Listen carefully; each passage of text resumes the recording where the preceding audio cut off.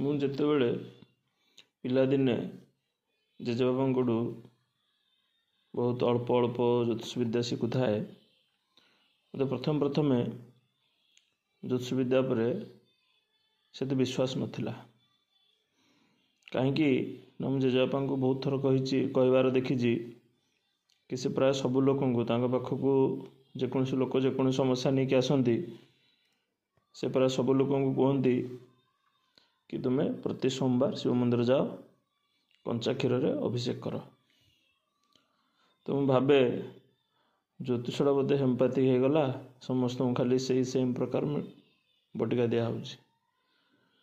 ତ ମୁଁ class 10th ପର୍ଯ୍ୟନ୍ତ ମଧ୍ୟ ଜ୍ୟୋତିଷକୁ ସମ୍ପୂର୍ଣ୍ଣ ବିଲିଭ୍ କରୁନଥିଲି।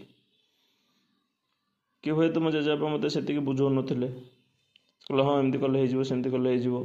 ତ ତାଙ୍କର ମୋ ଭିତରେ ବହୁତ ସାରା ବଚସା ମଧ୍ୟ ଲାଗିଯାଏ ଏବଂ ମୁଁ ଭାବୁଥିଲି କି ଜ୍ୟୋତିଷଶାସ୍ତ୍ର ଗୋଟେ ଠକ ବିଦ୍ୟା।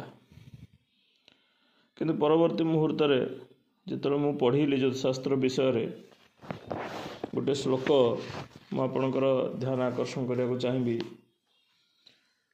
ମନୁଷ୍ୟାଣାମ ଯଥା ରାଜା ଦେବାନାମ ପୁତ୍ରଃ ଯଥା ଗ୍ରହାଣାମ ତୁ ତଥା ଚନ୍ଦ୍ର ଶ୍ରେଷ୍ଠ ସର୍ବ ବଳାଧିକଃ।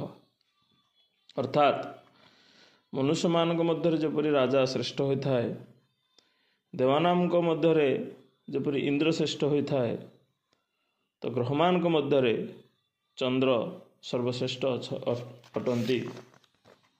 ଏହା ଅତ୍ରି ଋଷିଙ୍କର ଉକ୍ତି। ମହର୍ଷି ଅତ୍ରି ଆହୁରି ପୁଣି କହୁଛନ୍ତି, ସର୍ବଗ୍ରହେ ବଳହୀନମ୍ ଶୁଭଦା ଶଶୀ ଭବେତ୍।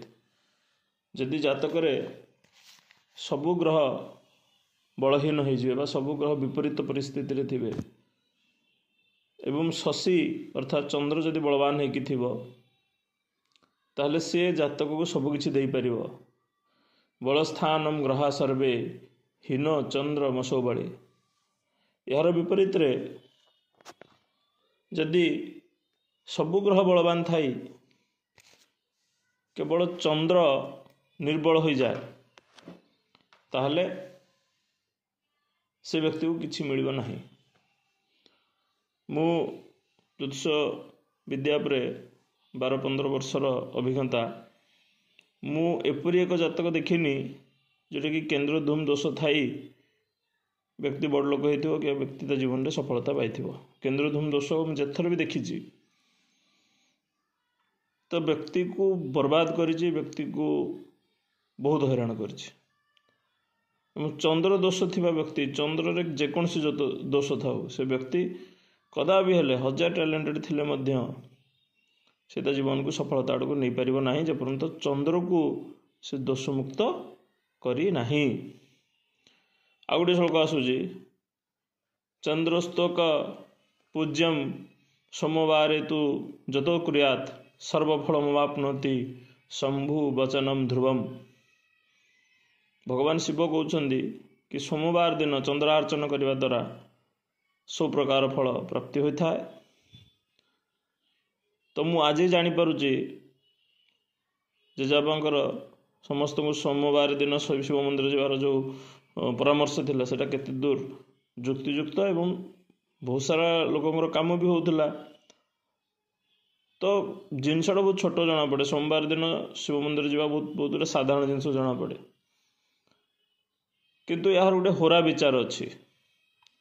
ଭିଡ଼ିଓ ବେଶୀ ଲମ୍ବା ହେଇଯିବ ବୋଲି ମୁଁ ହୋରା ବିଚାରକୁ ଆଉ ଗୋଟେ ଭିଡ଼ିଓରେ କହିବି। ଚନ୍ଦ୍ର ହୋରାରେ କରାଯାଉଥିବା କାର୍ଯ୍ୟ କିପରି ବହୁତ ପ୍ରଭାବୀ ହେଇଥାଏ।